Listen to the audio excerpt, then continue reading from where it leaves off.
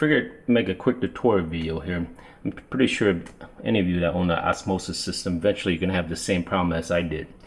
Recently, the water is starting to come out really slow, and there's a lot of air pocket in between fill ups, refills.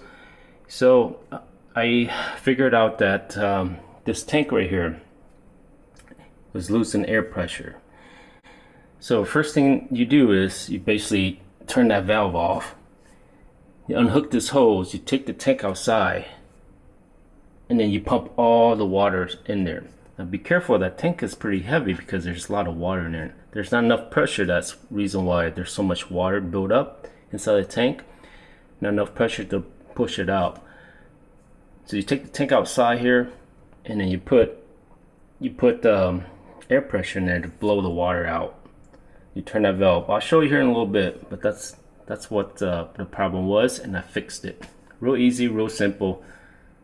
So watch the rest of the video and I'll show you how it's done. Okay, first thing you want to see if your tank shows your PSI setting. So this one doesn't say it, but usually it's between 6 and 8. And I'm going to use a tire pressure here to see if there's any pressure in. You see there's no pressure in there.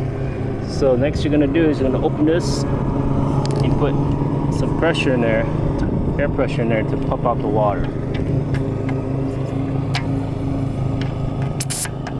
So this one, you can see I already emptied it out.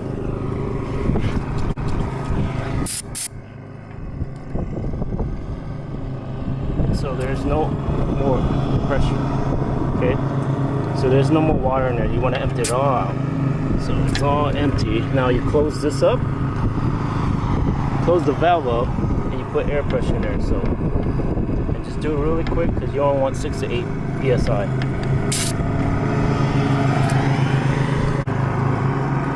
Once you do that, you're just gonna see how much pressure you got. See that we got about 5, so that's pretty good. 5 pounds.